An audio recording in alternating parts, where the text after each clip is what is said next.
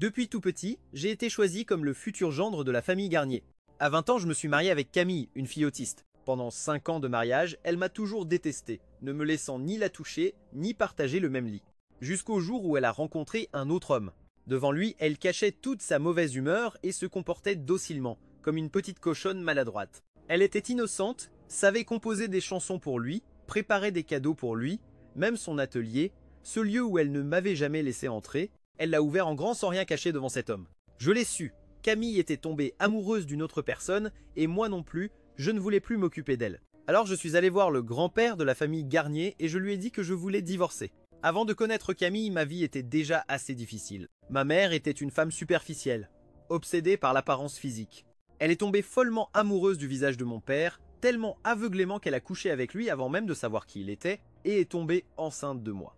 Après ma naissance, elle a découvert que mon père appartenait à une famille riche, un homme qui, en bougeant juste un doigt, pouvait vivre dans le luxe toute sa vie. Mais le pire, c'est que mon père était un gendre adopté par une famille aisée. En d'autres termes, un phénix masculin qui avait réussi à s'élever grâce à son mariage avec une épouse riche. Ma mère n'était rien d'autre que sa maîtresse. Quand la femme légitime les a découverts, mon père, qui devant ma mère se montrait toujours arrogant, est devenu un lâche méprisable. Il a coupé tout contact immédiatement, comme si ma mère et moi n'avions jamais existé. Elle m'a élevé seule, dans une vie pleine de privations, pédalant sur un tricycle pour vendre dans la rue, installant son stand ambulant sur les trottoirs, fuyant des dizaines de kilomètres du contrôle urbain jusqu'à perdre une chaussure en courant. Avec le temps, elle n'en pouvait plus et m'a dit qu'elle voulait me chercher une vie meilleure. Je ne sais pas comment elle a fait, je me souviens juste qu'elle a apporté un test ADN et est allée crier devant le manoir Dellecroix où vivait mon père, le forçant à prendre ses responsabilités envers moi. La famille riche, craignant le scandale, a accepté à contre-cœur. Depuis ce jour, ma mère et moi nous sommes séparés. En me remettant au Lecroix, elle souriait entre les larmes et m'a dit « À partir de maintenant, tu n'auras plus jamais faim ». Mais elle était trop naïve. Mon père me considérait comme une tâche dans sa vie. Sa femme, Madame Belle, me méprisait aussi. Les domestiques, tous, suivaient l'exemple de leur maître. Personne ne me traitait bien et mes demi-sœurs prenaient plaisir chaque jour à me faire souffrir. Ma mère n'a jamais su rien de tout ça. Ce jour-là, devant la porte des Lecroix, ce fut la dernière fois que je l'ai vue. Plus tard, elle est tombée malade d'un cancer en phase terminale et sans argent pour se soigner, elle s'est jetée dans le vide. J'ai grandi dans la famille Lecroix comme un intrus, vivant avec une extrême prudence. À 15 ans, j'ai rencontré une fille dans le jardin des Lecroix. Elle avait une épine de rose plantée dans la main. Le sang coulait encore, mais cela ne semblait pas la déranger. Elle portait des écouteurs et écoutait de la musique calme. Je me suis approché avec un flacon d'iode, j'ai désinfecté sa blessure et mis un pansement. Plus tard, j'ai su qu'elle s'appelait Camille et que son grand-père, Monsieur Garnier, était un invité de ma famille. Pour une raison quelconque, le vieil homme a pris de la sympathie pour moi et a voulu que je sois son petit-fils politique. La famille Garnier était l'une des plus prestigieuses, alors mon père a accepté avec joie. Quand mes frères ont entendu la nouvelle, ils se sont moqués. « Tu crois vraiment que tu pourras épouser une riche ? Si c'était un bon mariage, tu crois qu'il t'aurait choisi toi ?» Il s'est avéré que Camille souffrait depuis l'enfance d'autisme et de troubles émotionnels très différents des gens ordinaires. Mais grâce à ce mariage, Madame Belle a commencé à me traiter autrement et ma vie à la maison est devenue un peu plus supportable. Je me rappelle souvent l'image de cette fille mince écoutant de la musique en silence dans le jardin. Elle ne savait pas. Comment apprendre à s'occuper d'elle, comment vivre avec elle. À 20 ans, par décision des deux familles, je me suis marié avec Camille. Je n'aurais jamais imaginé qu'elle réagirait avec autant de violence dès le premier jour. Elle ne m'a jamais regardé d'un bon œil. Elle ne me laissait pas la toucher ni partager la chambre. La nuit de noces, elle s'est fâchée et a crié « Sors de ma chambre ! Je ne veux plus jamais te voir !» Je n'ai fait que baisser la tête en silence, mêlant honte et tristesse. Le lendemain, le grand-père Garnier est venu me voir. Il a dit que Camille avait toujours été étrange et solitaire, qu'elle ne supportait le contact avec personne. La nourrice qui s'occupait d'elle était récemment décédée et son état mental était instable. Il m'a demandé de la patience, de lui laisser du temps. J'ai accepté. Depuis, je me suis chargé de prendre soin d'elle, allant et venant entre la maison des Garnier et l'université. Je lui rappelais de prendre ses médicaments, l'emmenais à ses rendez-vous, organisait ses vêtements et ses repas. Heureusement, ce n'était pas une personne sans émotion. Peu à peu, elle a commencé à réagir, ne me chassait plus de la chambre et une fois, en me voyant dormir sur le canapé, Camille maladroitement m'a couvert avec une couverture, mais refusait toujours de partager le lit avec moi. Le grand-père Garnier, impatient d'avoir des petits-enfants, m'a beaucoup mis la pression. Elle ne voulait pas et je ne pouvais pas la forcer. La 5e année, le vieil homme a perdu patience et, derrière mon dos, a versé un médicament dans sa boisson et l'a emmené dans ma chambre, fermant la porte à clé. Cette nuit-là, je ne l'oublierai jamais. Camille tremblait de douleur, le regard embué par les effets du médicament, agissant seulement par instinct, maladroite et rigide comme un poisson mort. Je me suis senti comme un animal forcé à s'accoupler. Il n'y a eu aucun plaisir, seulement humiliation et vide. Finalement, épuisé, Camille m'a fait perdre connaissance avant l'aube. Le lendemain midi, le bruit de choses qui se brisaient m'a réveillé. Camille était hors d'elle, elle cassait mon téléphone, détruisait la télévision et renversait les meubles. En me voyant réveillé, elle s'est approchée, a pris un miroir et l'a placé devant moi. J'y ai vu mon reflet nu, fatigué et misérable. Elle a pointé mon image du doigt avec un regard plein de répulsion et a dit « Tu es un monstre, tu me dégoûtes, je te déteste. Je ne veux plus jamais te revoir. » Ce jour-là, mon corps me faisait tellement mal que je pouvais à peine tenir debout, mais quand elle a perdu le contrôle et s'est enfuie, je n'ai eu d'autre choix que de partir à sa recherche. Sans manger ni boire, je l'ai cherchée du midi à minuit, parcourant tous les endroits qu'elle fréquentait habituellement. À la fin, mes jambes tremblaient d'épuisement et pourtant, je ne l'ai pas trouvée. Quand je me suis laissé tomber contre la porte de la maison, il était déjà 1h du matin. Camille est finalement revenue à ses côtés. Il y avait un garçon avec un sourire doux et radieux. Il a levé la tête vers elle et a dit joyeusement « C'est la première fois que je rencontre quelqu'un qui partage mes goûts. » La connaître a été la meilleure chose que ce concert m'ait donné. À ce moment-là, j'ai compris que Camille était allée seule au concert, que son téléphone était tombé en panne et qu'elle ne se souvenait plus du chemin du retour. C'est ce garçon qui l'a ramenée. Camille marchait très lentement. Le chemin jusqu'à la maison n'était pas long, mais ils ont mis beaucoup de temps. Ils parlaient de musique, de compositeurs et d'artistes dont je n'avais jamais entendu parler. Depuis petite, Camille aimait la musique, elle avait étudié avec de grands maîtres et, après avoir obtenu son diplôme, avait ouvert son propre atelier, composant de nombreuses pièces célèbres. Moi, je suis juste resté à la porte à écouter en silence. Ils ont parlé pendant une demi-heure et pourtant Camille ne semblait pas se rendre compte que j'étais là. Finalement, le majordome, incapable de se retenir, a dit « Mademoiselle, il est tard, allez vous reposer. Le jeune monsieur vous attend. » Le garçon s'est retourné surpris et a demandé « C'est votre mari ?»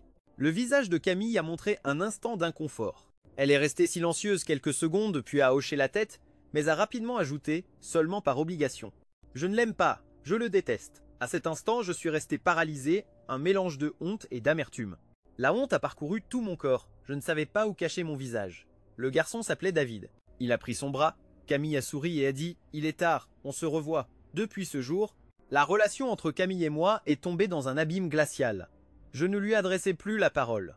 Pour son anniversaire, je lui ai offert des écouteurs dernière génération, de grande qualité sonore, que j'avais réservés 6 mois à l'avance pour les acheter. Mais Camille a juste sorti un briquet et les a brûlés devant moi, les réduisant en cendres. Je ne t'aime pas, ni tes cadeaux, déchets, je n'en ai pas besoin. Cette année-là, elle est sortie fêter son anniversaire avec David. Depuis cette rencontre, ils sont toujours restés en contact.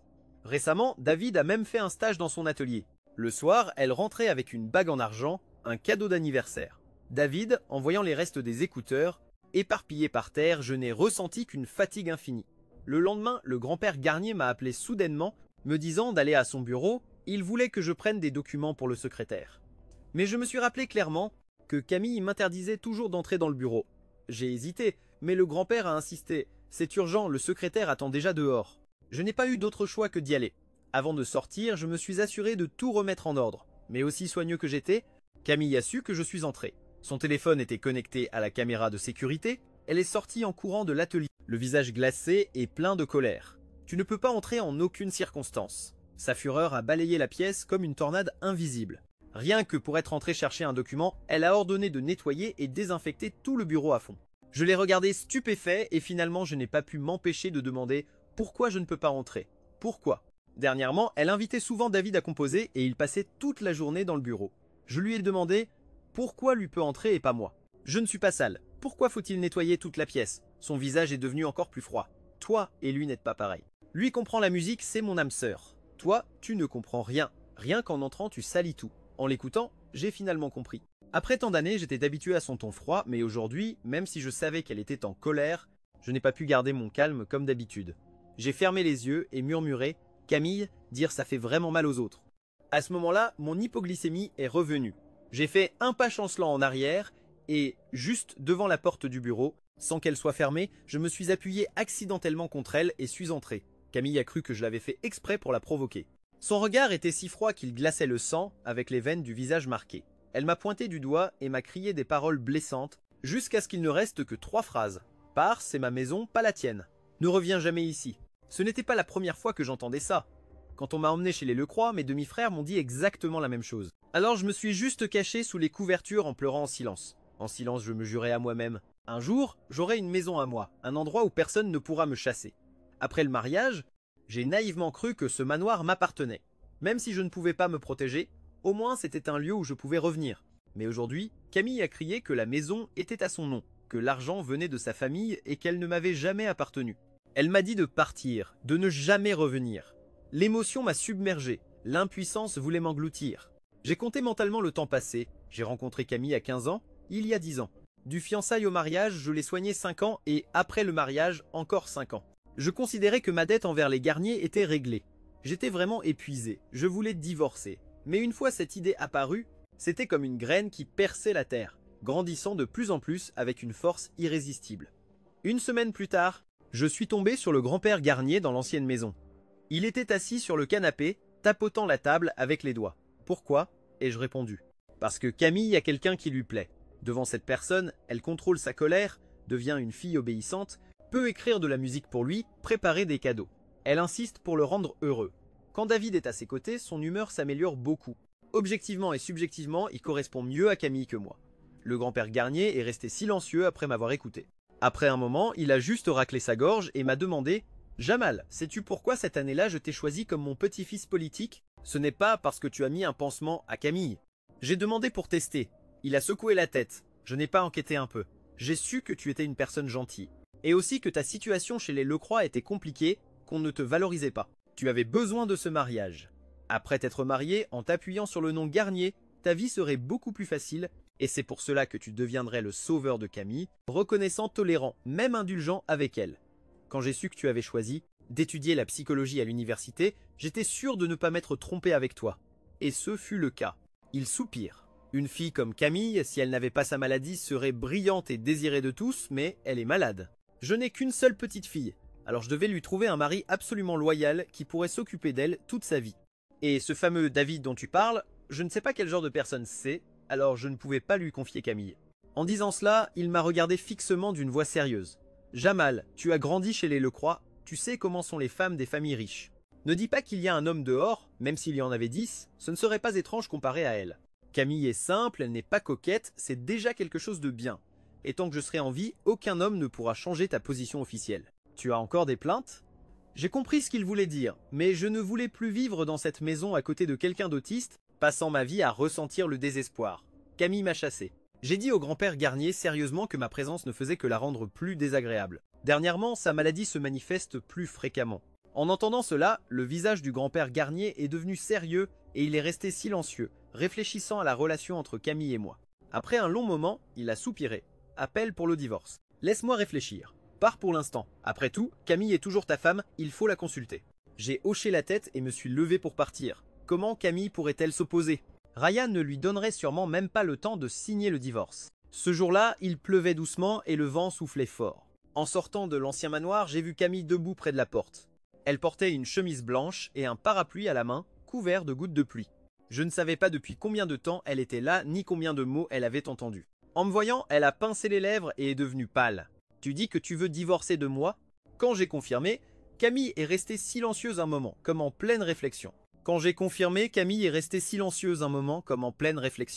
Puis elle a demandé « Alors, après le divorce, tu continueras à prendre soin de moi ?» Je suis resté stupéfait, sans mots. Camille, divorcer signifie que nous serons des étrangers. Je ne suis plus ton mari et je n'ai plus l'obligation de m'occuper de toi. La pluie s'intensifiait et le vent trempait mes épaules. Camille m'a regardé et a secoué la tête. Non, je ne veux pas. Je n'arrivais pas à le croire, elle ne voulait pas divorcer. Pourquoi ai-je demandé ? Il n'y aura personne pour prendre soin de toi après le divorce. Tu n'aimes pas David, lui pourrait s'occuper de toi. Mais Camille a obstinément refusé. Non, il est occupé à composer et ne peut pas rester à la maison. Toi, tu es libre, c'est toi qui dois t'occuper de moi. J'ai baissé la tête et regardé la flaque à mes pieds, sentant un froid au cœur. Camille pensait que David avait des rêves et qu'on ne pouvait pas l'attacher à la maison, et que j'étais une personne ennuyeuse et médiocre, née juste pour tourner autour d'elle. Camille, si tu as besoin de soins, tu peux engager une nounou. Avant que j'arrive, tante Simone ne prenait pas très bien soin de toi, j'ai essayé de raisonner, mais elle a insisté. Je ne veux personne d'autre, je veux que ce soit toi. En disant cela, Camille a serré la main. Ses ongles s'enfonçaient dans la peau, signe que sa maladie se manifestait. Je n'ai pas voulu discuter davantage et je suis retourné à la maison.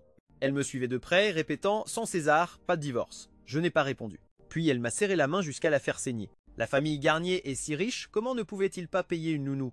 Je ne comprenais pas pourquoi Camille était si obstinée. Finalement, en sanglotant, elle a dit « Parce que je m'y suis habituée ». L'habitude, c'est quelque chose qui se forme avec les années. Je lui ai dit, Camille, au début, quand j'ai commencé à m'occuper de toi, tu n'étais habituée à rien, n'est-ce pas? Tout demande une période d'adaptation. Si tu fais un effort pour t'harmoniser, tu t'y habitueras. Mais Camille a secoué la tête, plus têtue qu'un âne.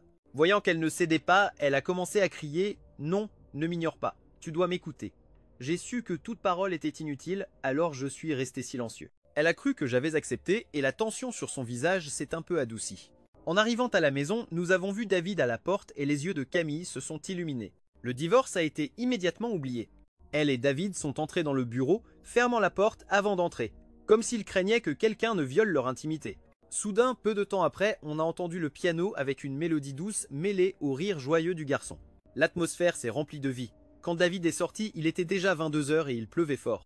Camille a regardé David et a dit doucement « Il pleut, tu vas tomber malade si tu sors. Reste ici et dors. » David a cligné des yeux et a souri bêtement. « Je n'ai pas apporté de pyjama, comment pourrais-je rester ?» Camille a désigné vers moi « Lui, il en a. » David a ri. « Alors il faut lui demander s'il est d'accord et s'il me prête des vêtements. » Il m'a regardé et a souri largement. Avant que je puisse répondre, Camille a dit rapidement « D'accord ». Le coin des lèvres de David s'est courbé, il a penché la tête en se moquant et a demandé « Pourquoi as-tu laissé quelqu'un d'autre répondre pour toi ?»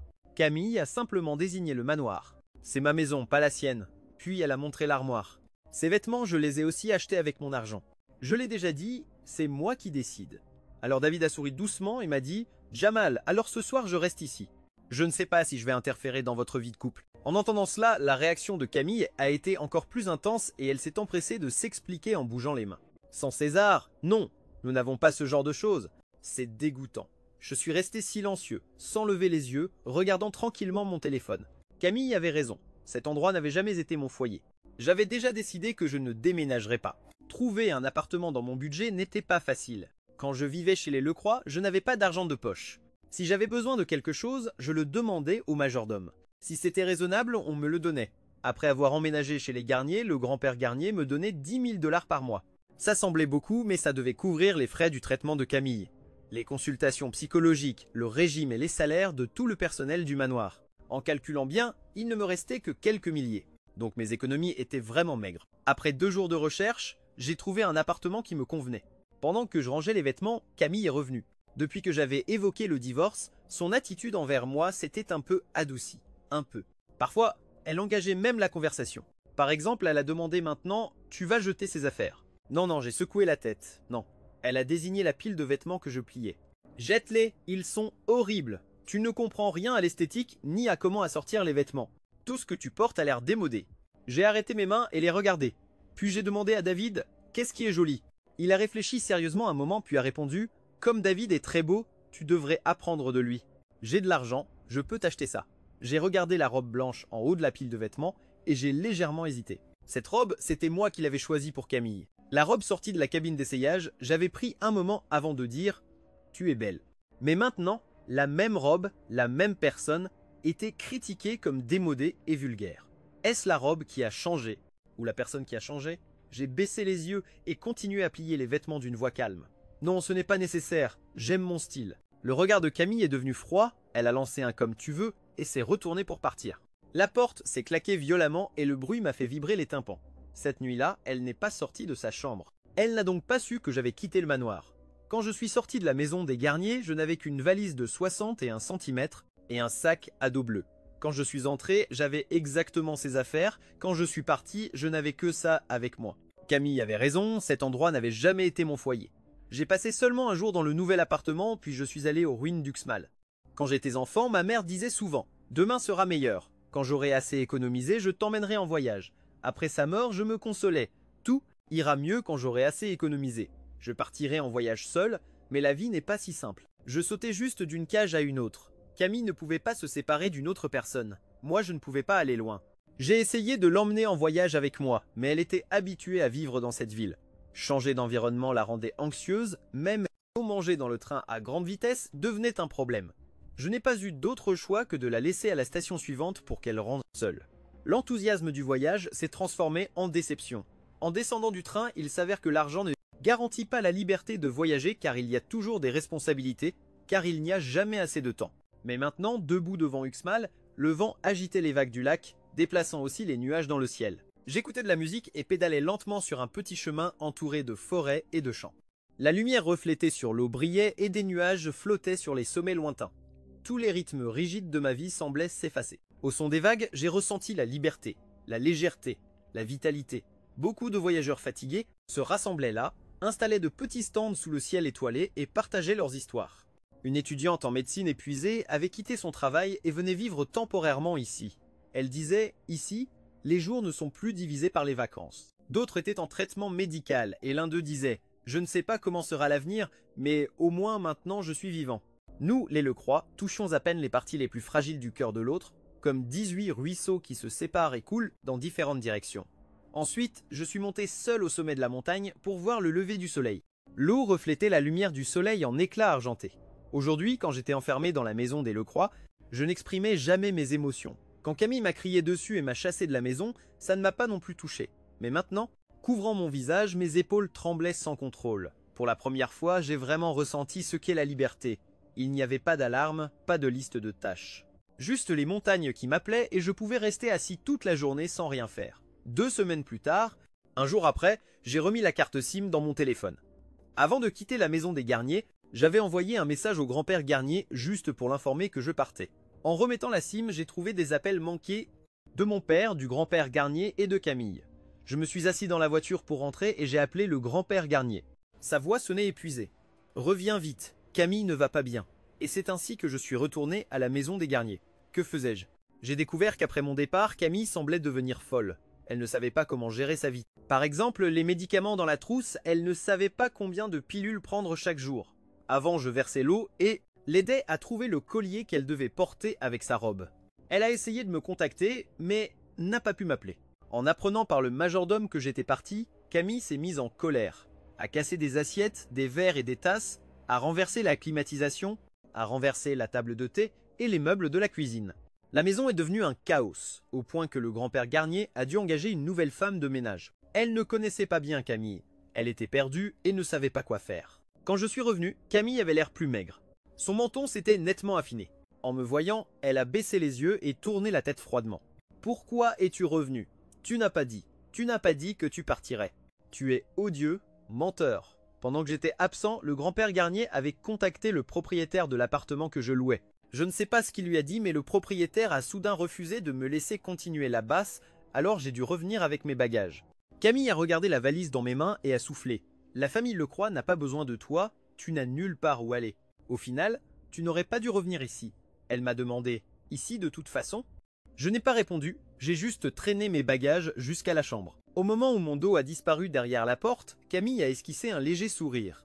Elle semblait de meilleure humeur. Je ne connaissais pas la vraie raison de mon retour. L'appartement avait été rendu, j'aurais pu louer un autre endroit, ou même quitter la ville et commencer une nouvelle vie.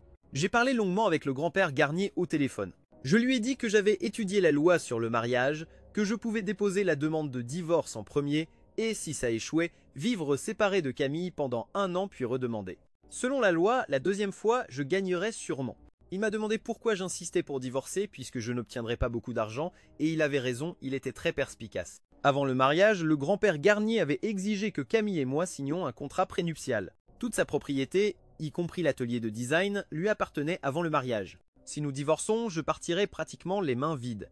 Je le savais, mais je voulais quand même partir. Le mariage avec Camille m'a protégé pendant 5 ans et j'ai pris soin d'elle pendant 5 ans.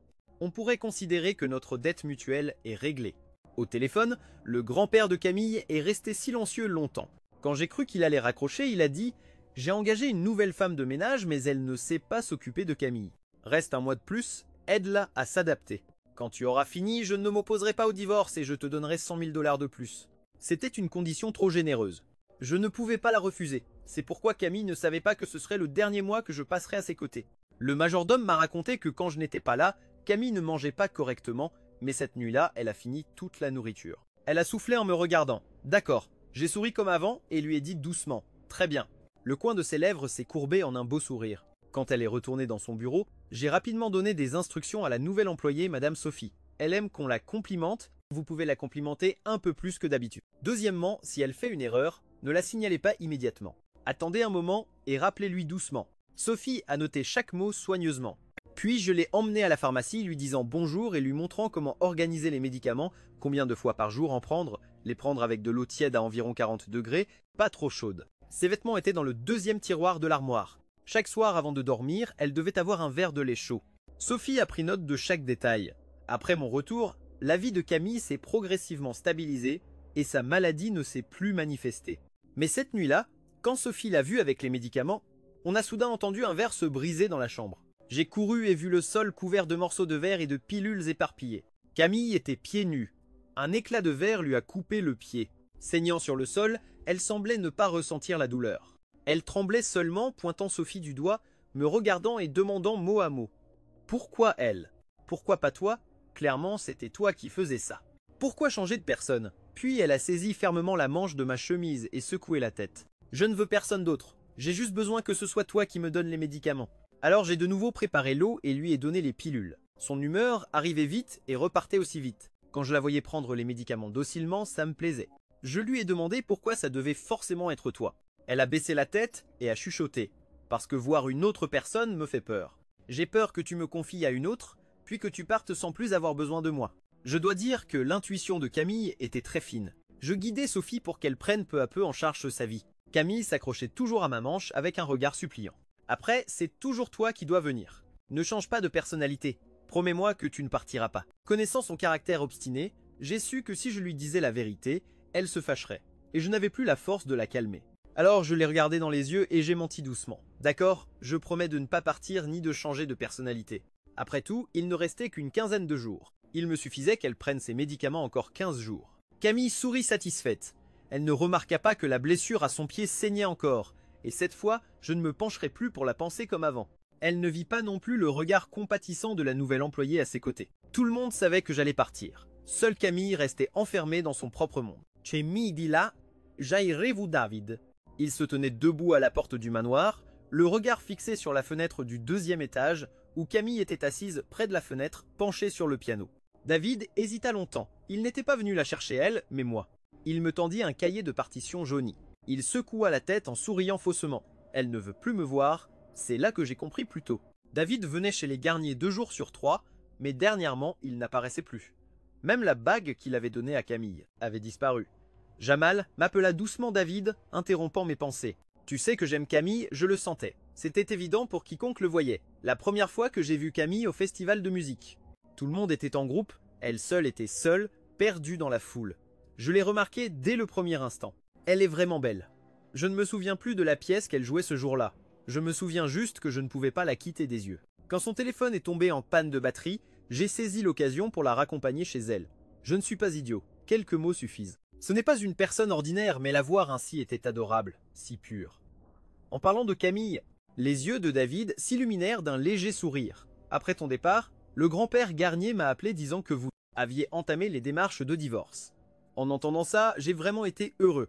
J'ai toujours pensé que toi et elle ne veniez pas du même monde. Toi, tu vis de manière pratique, préoccupée par l'argent et la vie quotidienne. Elle vit dans le monde de la musique. Elle ne connaît que l'art. Elle et moi partageons les mêmes idoles, les mêmes goûts musicaux. On peut parler sans arrêt. Je pense que je suis plus compatible avec elle, c'est pourquoi je lui ai même suggéré de divorcer pour pouvoir la protéger à ta place. David fit une pause et soupira doucement. Mais tu sais ce qui s'est passé? David restait debout devant le manoir. En me racontant ça, je lui ai demandé s'il voulait entrer, mais il leva seulement les yeux vers le deuxième étage où Camille continuait de jouer du piano et secoua la tête. Après ton départ, je suis resté quelques jours avec Camille dans son bureau. On parlait de musique. En sortant de la pièce, elle recommençait à m'embêter. David sourit légèrement, avec un peu d'amertume. J'ai fait un gâteau à la fraise pour elle. Elle l'a regardé un moment puis a dit « Jamal préfère les fraises ». Sur le canapé du salon, elle avait aligné toute une rangée de poupées. Camille disait que tu avais cousu chacune d'elles, et sur ces étagères, toutes les photos étaient de vous deux ensemble. J'ai essayé de les compter, mais il y en avait trop. Tu sais ce que je trouvais le plus insupportable? Les yeux de David s'assombrirent. Elle, ma mère, m'a dit qu'il y avait un morceau de musique qui lui rappelait beaucoup toi. Je n'avais jamais été aussi longtemps loin de toi. Tu me manquais. Ça, je ne le savais pas du tout, j'ai demandé. Et ensuite, David répondit d'une voix rauque, je lui ai demandé si elle pensait divorcer. Elle a dit non, sans hésiter une seconde. Je suis resté silencieux. David sourit légèrement, avec un sourire qui semblait vouloir pleurer. Cette nuit-là, j'ai perdu la tête. Je voulais prouver, je voulais montrer qu'elle m'aimait. Je suis entré dans sa chambre. Devant elle, j'ai enlevé tous mes vêtements et lui ai dit « Essaie avec moi, Jamal ». Camille m'avait dit que David, être avec toi lui donne la nausée. Si elle restait avec moi, elle ne prouverait pas qu'elle me préfère. Je n'ai fait qu'écouter en silence, sans rien dire, mais sa réaction. David tremblait un peu. C'était incroyable. Paniqué, effrayé, dégoûté. Je ne peux pas le décrire. Elle s'est tellement fâchée qu'elle est devenue rouge, elle m'a poussé hors de la chambre, a dit que j'étais aussi méprisable que les autres et m'a demandé de ne plus venir la voir. Les paupières de David tombèrent, cachant la solitude au fond de ses yeux. Je suis parti et je l'ai juste vue assise parmi les poupées, t'appelant doucement par ton nom. David leva la tête, regardant à travers la vitre où elle continuait de jouer du piano, le regard éteint. Avant, je me consolais en pensant qu'elle ne t'aimait pas, que c'était toi qui l'avais liée au mariage, que celui qui souffrait était l'un des trois, mais maintenant il soupira de nouveau. Elle te regarde encore même à travers un verre et je lui plais toujours, mais je sais que c'est impossible. David me rendit la partition. David, s'il te plaît, donne-la lui. Je l'ai cherchée longtemps. Je ne savais pas si Camille la regardait ou si elle ne voulait simplement pas voir. David resta plus d'1 heure devant le manoir. Elle ne baissa pas le regard, ne le regarda même pas une seule fois. Quand David se retourna enfin et s'éloigna lentement jusqu'à disparaître de ma vue, il n'avait toujours pas reçu le regard qu'il attendait tant. Après le départ de David, Camille devint encore plus dépendante de moi, cherchant même à me parler. Elle me demanda « Où étais-tu ces 15 derniers jours ?» Je sortis mon téléphone et lui montrai des photos et vidéos du voyage, lui racontant des choses intéressantes. Au marché, quelqu'un vendait des épingles à cheveux et des boucles d'oreilles faites de fruits secs, très créatifs. Si tu les voyais, tu aimerais sûrement. Ah, et aussi de l'indigotin, des gravures sur bois, des sculptures de plantes. Tout ça, je l'ai fait moi-même, avec beaucoup de sens. Je suis monté à la montagne avec les villageois pour cueillir des champignons le long du ruisseau. J'ai rempli un grand panier. Je suis grand. Pour la première fois, j'ai vraiment ressenti la joie de la récolte. J'ai ri. Désolé, je crois que je parle trop. Salut, normalement, je ne suis pas aussi bavard, je ne sais pas pourquoi. Chaque fois que Camille demandait des nouvelles du voyage, je pouvais parler sans arrêt au point qu'elle ne pouvait pas m'interrompre. Elle souriait juste doucement, mais au fond de ses yeux passait une légère tristesse comme de la fumée. Camille posa son menton sur sa main et me regarda calmement. « Si tu as quelque chose à dire, dis-le. Je t'écoute. » Je lui racontai chaque détail, décrivant tout ce que j'avais vu et vécu. Elle écoutait en silence, hochant la tête de temps en temps. Ses yeux fins reflétaient toutes les émotions. Soudain, elle me demanda « Tu aimes voyager ?» Je n'hésitais pas une seconde et acquiesçai. « Oui, j'aime beaucoup, mais je ressens encore que rester à la maison est plus sûr. De toute façon, ça vaut la peine d'essayer au moins une fois. » Elle fut un peu surprise. « Essayer quoi ?» Camille se tourna d'un côté à l'autre, jouant avec le cadeau qu'elle lui avait fait. Je ne répondis pas. Elle n'alla pas non plus à son bureau, elle préférait rester à la maison plutôt que d'aller au studio. Un jour, soudain, elle m'appela depuis son bureau. Jamal, je lui demandai si elle avait besoin de quelque chose. Elle ouvrit la porte et me fit signe d'entrer. Je restai à l'entrée en me rappelant la dernière fois où elle s'était fâchée dans la chambre et où je n'avais pas osé entrer. Mais cette fois, elle prit ma main et me tira à l'intérieur. À partir de maintenant, tu peux entrer ici. Personne d'autre ne peut, seulement toi. J'ai un cadeau pour toi. Le bureau était spacieux. En plus du bureau et des chaises, il y avait un piano blanc. Aujourd'hui, Camille portait une robe élégante et était maquillée avec soin. Elle ne se préparait ainsi que lorsqu'elle allait jouer en public. La lumière du soir entrait par la vitre, l'illuminant, faisant briller ses cheveux teints et agitant doucement ses cils. Ses 10 doigts bougeaient sur les touches du piano. Les notes s'écoulaient de ses mains, ondulant comme les premières vagues du printemps. Je ne comprenais pas grand-chose à la théorie musicale ni aux mesures ou rythmes délicats. Je savais juste qu'à ce moment-là, sa musique était pleine de couches, comme des vagues qui montent sans cesse, profondes et passionnées. J'écoutais en silence. Quand elle termina la pièce, elle leva la tête et me regarda. « Ça t'a plu ?» Je le ressentis sincèrement et applaudis. « Très bien, excellent !» Elle sourit simplement et ajouta. « Mais il faut encore ajuster un peu. Si j'ajoute quelques notes, ce sera parfait. » Je lui demandai le nom de la pièce. Camille hésita un peu. Je n'y ai pas encore pensé. « Cette pièce est pour mon mari. Ton anniversaire approche. Considère ça comme un cadeau. » Je restais bouche bée, je ne m'attendais pas à un cadeau aussi spécial. Elle me donna un léger baiser sur la joue 2 fois, puis changea de sujet. « Tu sais pourquoi je suis tombé malade ?» Je lui racontai que j'avais demandé à monsieur Garnier et il avait dit que sa maladie venait du fait que la nounou ne l'avait pas bien soignée. Mais elle dit que ça n'avait rien à voir avec la nounou, mais avec ses parents. Camille resta silencieuse un moment, comme si elle voulait raconter toute l'histoire depuis le début. Ses mains tremblaient. On aurait dit que ce souvenir épuisait toute sa force. Je la rassurai, ce n'est rien, si c'est trop douloureux, tu n'as pas besoin de le raconter. Elle serra les dents, décidée à ce que je comprenne. Après s'être préparée mentalement, elle parla avec difficulté. Mon père a poursuivi ma mère longtemps. Elle a finalement accepté de se marier. 2 ans plus tard, ma mère a découvert que mon père lui était infidèle. La première fois, Ma mère s'est beaucoup fâchée. Mon père s'est agenouillé et a promis de changer, mais la deuxième, la troisième fois, je l'ai même vu chez nous. Vraiment dégoûtant. Ma mère n'a pas supporté et nous a emmenés vivre ailleurs. Mon père est allé demander pardon et ma mère, au cœur tendre, est revenue à la maison. Mais mon père ne s'arrêtait pas. Il ramenait même cette femme avec lui. Ma mère était avec moi pour me bercer et dormir, et mon père dormait avec une autre femme dans la chambre d'à côté. Cette fois, ma mère n'a pas pleuré, ne s'est pas fâchée, mais est restée étrangement calme. Elle a même invité mon père à partir en voyage avec nous. Ce fut le premier voyage à trois et aussi le seul. Je serrais la main de mon père en retenant mes émotions cette nuit-là. Dans une ville étrangère, ma mère a pris un couteau et il s'est passé quelque chose d'inimaginable. Quand je me suis réveillé, mes parents ne bougeaient plus. Je suis resté paralysé.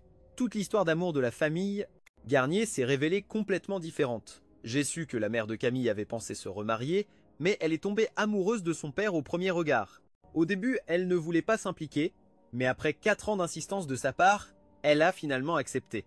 Après quelques années de bonheur, Camille est née. Mais un accident les a emportés tous les deux. Une histoire d'amour si belle et cachée. Camille avait un passé froid et sanglant. Quand Camille a vu ses parents mourir, elle n'avait que 6 ans. Sa psychologie n'était pas encore complètement développée. C'est pourquoi elle résistait au mariage et aux relations proches. Elle s'assit à côté de moi, hésita un instant puis posa doucement sa main sur la mienne. Je sais que j'ai une maladie, mais je vais essayer de la surmonter à partir de maintenant. Tu peux entrer, je vais arriver à mon bureau. Pas besoin que je te le dise pour que tu me prennes la main. Je serai sage, je prendrai mes médicaments et je ne fâcherai pas sans raison. Elle me regarda sérieusement, comme si elle me donnait tout son cœur. Pour la première fois, je sentis clairement son affection à travers sa main. La voix de Camille était douce et chaleureuse. Partons en voyage ensemble. Je veux essayer d'aller dans un endroit nouveau. Quand nous reviendrons, nous fêterons ton anniversaire. Camille prit ma main, ouvrit une carte et étudia chaque ville. En voyant le ciel s'assombrir, j'appelai Monsieur Garnier, lui racontant que Camille voulait partir en voyage. Il garda le silence un moment et demanda « As-tu déjà fini de coordonner avec Sophie ?» Je répondis « Le voyage durera moins d'une semaine. Quand nous reviendrons, je partirai. » Tout ce que je devais coordonner avec Sophie est déjà fait. Monsieur Garnier sentit que Camille voulait sortir un peu. « D'accord, laisse-la sortir pour découvrir un peu. » Camille et moi avons beaucoup parlé, préparé tout soigneusement pour ce voyage. Nous avons décidé d'aller ensemble à Porto Rico. Camille étudia soigneusement l'itinéraire, planifiant chaque étape. Elle avait même spécialement emporté un appareil photo. Comme ça, je pourrais te prendre en photo et garder des souvenirs. Elle était très organisée. Elle avait fait un itinéraire complet. Camille avait même planifié ce que nous mangerions chaque jour. Notre destination, cette fois, était une île. Dans l'avion, j'ai clairement remarqué l'instabilité émotionnelle de Camille. Peu être se sentait-elle enfermée dans un espace clos, comme quand on voyage en train à grande vitesse. Elle devenait agitée et anxieuse. Assise à côté de moi, elle tira doucement ma main et se pencha contre moi. « Si tu ne te sens pas bien, on peut revenir. Ne te force pas. » Camille serra les lèvres et secoua la tête. « Ça va, allons-y. Je ne veux pas te déranger. » Quand l'avion décolla, elle me tenait. Sa main était ferme. Ses petites paumes étaient trempées de sueur. Pendant le vol, il y eut de fortes turbulences et l'avion trembla violemment. Elle ferma les yeux en essayant de rester calme, mais ses cheveux mouillés de sueur et ses mains agrippées aux miennes trahissaient clairement son anxiété. À l'atterrissage, il nous restait encore à louer une voiture pour voyager 4 heures de plus. Pendant tout le trajet, Camille était extrêmement vigilante, très sensible à l'environnement et au climat. Je marchais à ses côtés pour la rassurer. « Ne t'inquiète pas, je serai avec toi. » Elle releva un peu les lèvres et força un sourire. « Ça va Jamal, je vais bien. » En arrivant à l'hôtel, après un bain chaud, je vis Camille recroquevillée dans un coin, tremblant légèrement. En me voyant, elle respira profondément 2 fois, ouvrit sa valise et prit 2 comprimés tranquillisants. Avant que je puisse demander, elle dit « Je vais vous raconter quelque chose. » Elle se leva avec une apparente normalité. « Ce n'est rien, je suis juste allée me laver. Ne t'inquiète pas. » Cette nuit-là, Camille bougea dans son lit, incapable de dormir. Pendant de nombreuses années, chaque nuit, elle ne quittait pas son lit dans le manoir, même si elle y était habituée. Je lui demandai doucement « Veux-tu que je te raconte une histoire avant de dormir ?» Elle secoua la tête. « Ce n'est pas nécessaire, je suis presque endormie. Demain, nous verrons la plage ensemble. » Elle dormit paisiblement toute la nuit, mais les cernes bleutées du lendemain matin trahissaient un sommeil agité. Elle mangea très peu, prenant constamment ses médicaments. J'étais impatient de voir la plage, mais en voyant Camille fatiguée, je ne voulais que prendre soin d'elle sans même profiter de la brume matinale. Après tout, c'était ma responsabilité de m'assurer qu'elle rentre saine et sauve. Elle montra une chaîne de montagnes au loin. « Ne me regarde pas, regarde là, bas. Prends une photo de moi. » Elle sortit son téléphone et prit des photos. Ses mains tremblaient légèrement. D'autres touristes secouaient la tête en silence, se demandant pourquoi elle semblait si pâle, comme affectée par la brise marine. Camille rougit légèrement et baissa les yeux vers ses épaules. Elle prit une profonde inspiration. Allez, faisons d'abord une promenade. Nous marchâmes ensemble sur la plage, les autres couples couraient et jouaient librement. J'admirais silencieusement leur liberté. Elle essayait de me suivre, mais l'environnement inconnu la rendait extrêmement vigilante, incapable de profiter comme une personne normale. Jamal dit « Toi, cours, je prendrai des photos. » Ce n'est pas nécessaire, allons doucement. Le long du chemin, il y avait beaucoup d'ombres d'arbres et quand nous nous arrêtions, c'était agréable. Camille ne disait rien, elle souriait seulement avec ironie. Après 3 jours de voyage, elle paraissait visiblement plus mince, le visage émacié. Si le voyage était une recharge d'énergie pour moi, pour elle c'était un véritable défi. Ses émotions étaient contenues, toujours sur le point d'exploser. Un jour, j'ai essayé de monter à cheval. Elle resta immobile, levant son appareil pour me prendre en photo. Le cheval commença doucement, puis passa au galop. Camille mitraillait de photos, mais ses mains tremblaient toujours. Je savourais la sensation de liberté et fermais les yeux. Mais soudain, un cri déchirant retentit à côté de moi. C'était Camille. Camille a eu une crise provoquée par un couple proche. On ne savait pas pourquoi ils se disputaient. L'homme disait qu'en rentrant chez lui, il allait passer à tabac sa femme, et la femme menaçait. « Si tu oses venir, je te poignarderai. » Les mots entre mari et femme étaient si lourds que tous ceux autour s'éloignèrent. Seule Camille les regardait lentement. Plus ils se disputaient, plus leur respiration devenait lourde, probablement après plusieurs jours de tension intense ou peu, être parce qu'elle se rappelait des souvenirs douloureux du passé. Quand l'homme poussa la femme au sol, elle courut pour l'arrêter et c'est alors que Camille eut sa crise. Quand Camille avait un épisode, elle ne pouvait pas contrôler ses émotions. Je restais à ses côtés, la consolant et la calmant sans cesse, jusqu'à ce que le soleil commence à se coucher et qu'elle se calme enfin. Jamal dit « Désolé, je t'ai fait du souci. » Il s'assit dans l'herbe, serrant l'oreiller, le visage abattu. « Sortir avec moi doit être horrible, non ?» Je secouai doucement la tête. « Non, ce n'est pas horrible, c'est juste que tu n'es pas heureuse. Sur les photos de ton voyage, tu souris si radieuse, mais à la maison, tu n'es plus aussi heureuse. Tu n'es pas aussi heureuse que sur les photos. Tu voulais que je sois contente, c'est pour ça que tu m'as emmenée en voyage, mais à travers mon appareil, tu n'es pas aussi radieuse que les gens qu'on a vus avant. Quand tu as monté à cheval, j'ai enfin réussi à prendre une bonne photo, mais une seule, et ensuite j'ai eu la crise. Appelé, je suis inutile. Voyager avec toi, et toi non plus tu ne peux pas. Comment peux-tu te détendre en emmenant quelqu'un qui peut avoir une crise à tout moment? Comment peux-tu profiter du voyage? Ces paroles étaient toute la vérité, je ne pouvais pas la contredire. Nous nous assîmes ensemble sur la plage, et en regardant le soleil descendre lentement à l'horizon, elle resta là, les yeux noirs et remplis de tristesse. Appelé « Bonjour, je suis vraiment une inutile ». Il faisait complètement sombre. Je me levais et secouais l'herbe de mes vêtements. Ne pense pas à des bêtises. Les billets d'avion pour le retour étaient déjà réservés pour demain. Le voyage touchait à sa fin, demain nous rentrions, après-demain ce serait mon anniversaire, et le jour suivant, je partirais avec 100 000 en main. Camille se leva et me suivit, le visage sombre, sans dire un mot. Même au retour, elle resta étrangement silencieuse, parfois utilisant son téléphone pour organiser quelque chose. En arrivant à la maison, elle poussa enfin un soupir et respira normalement. Avant de dormir, elle hésita plusieurs fois avant de dire « Bonne nuit, Jamal.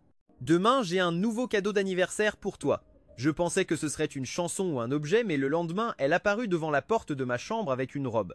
Appelé, allons au bureau d'état civil pour demander le divorce. Camille était extrêmement obstinée, elle avait pris sa décision et ne changerait pas d'avis. Je m'étais préparé mentalement à une procédure d'1 ou 2 ans, mais je ne m'attendais pas à ce qu'elle change d'avis aussi soudainement.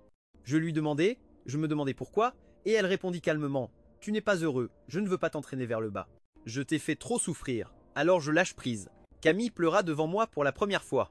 Je pensais que quelqu'un comme elle ne verserait jamais de larmes, mais dans la voiture en route vers le bureau, ses larmes chaudes tombèrent dans la paume de ma main comme une pluie de printemps sans fin.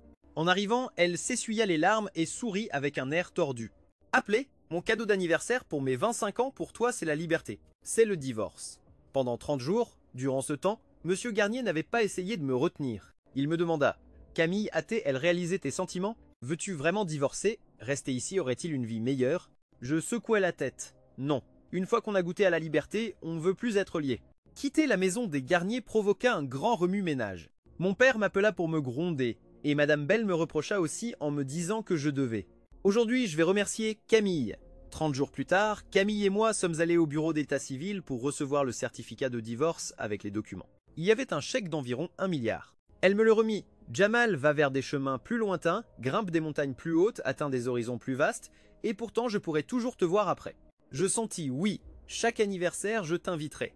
Camille sourit doucement. Camille, transformant 1000 mots en un seul, Jamal apprécie.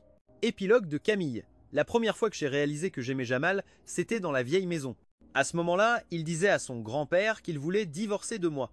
Ma réaction instinctive fut de résister. Mais quand je compris que je ne voulais pas divorcer, je restais paralysé. Depuis petite, à cause de la relation de mes parents, je détestais, me disputais et craignais même le mariage. J'ai toujours senti que Jamal me liait par le mariage, et j'espérais toujours qu'un jour je pourrais me libérer, mais quand ce jour est vraiment arrivé, mon cœur s'est rebellé violemment. Je me suis menti à moi-même et à Jamal en disant que j'étais juste habitué à sa présence. Délibérément, j'ai laissé David dans le trou avec ses vêtements, voulant montrer que je n'aimais ni Jamal, ni l'homme que mon grand-père m'obligeait à accepter. Alors Jamal est parti. En l'apprenant, j'ai ressenti colère, anxiété et culpabilité. Ça m'a dérangé qu'il parte sans rien dire. Ça m'a dérangé qu'il me laisse seul. J'ai voulu le chercher en hâte. À ce moment-là, David est apparu, me conseillant le divorce et même enlevant sa chemise pour s'approcher trop près. Une sensation étrange m'envahit. Je détestais la proximité. Je ne voulais aucune relation intime. Mais à cet instant, une pensée étrange traversa mon esprit. Si j'étais devant Jamal, alors ce ne serait pas impossible. Finalement, je ne pus plus me mentir. J'aime Jamal, il me manque énormément. Quand il me manque, je peux seulement enfouir mon visage dans la pile de peluches qu'il m'a offerte. Puis il est revenu. Je continuais à montrer de la fermeté, mais à l'intérieur, je ressentais une joie immense. Pourtant, je ne comprenais pas pourquoi j'avais toujours l'impression qu'il était en train de transférer et qu'il allait bientôt me pousser vers quelqu'un d'autre. Je craignais d'être abandonné encore une fois, même si je devais mourir, je voulais qu'il meure à mes côtés. C'est pourquoi je faisais semblant d'être amical, je cherchais la conversation avec lui, j'écrivais de la musique pour lui et lui exprimais mes sentiments, mais je découvris qu'il n'était pas heureux devant moi. Il semblait toujours indifférent, comme un cadavre sans âme, mais clairement dans les vidéos de ses voyages, Jamal était plein de vie. Je voulais qu'il soit heureux, alors je l'invitais à voyager.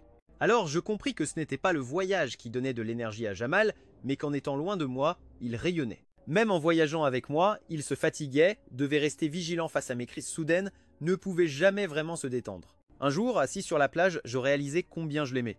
Pourquoi la chance de Jamal était-elle si mauvaise et devait-il me rencontrer? S'il restait à mes côtés, il ne sourirait peu, être plus jamais. Alors je lui donnerais la liberté, le cadeau d'anniversaire que je prévoyais de lui offrir à mes 25 ans, cette pièce musicale. La musique m'a demandé beaucoup d'efforts, mais j'ai toujours senti qu'il manquait quelque chose. Je n'aime pas les choses incomplètes. C'était peu être le destin. Je devais lui offrir un autre cadeau, alors je l'ai échangé contre la liberté avec le chèque qu'il méritait de recevoir depuis des années. Jamal a souffert après le divorce. Je me suis enfermé dans mon studio, écoutant encore et encore la musique que j'avais écrite pour Jamal. Je l'ai corrigée plusieurs fois sans être satisfaite, jusqu'à ce qu'une nuit Jamal apparaisse dans mon rêve. À 15 ans, dans le jardin des roses. À 20 ans, il m'a souri. « Tu n'as pas peur de te blesser?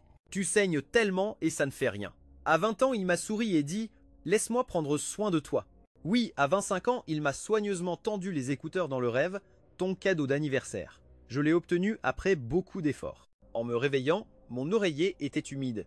Je sus qu'il manquait la musique. 2 jours de correction en studio, puis je l'ai enregistrée. C'était la meilleure musique que j'ai jamais composée. Elle s'appelle Jamal, dédiée uniquement à la personne que j'aime pour toujours. Jamal est célèbre.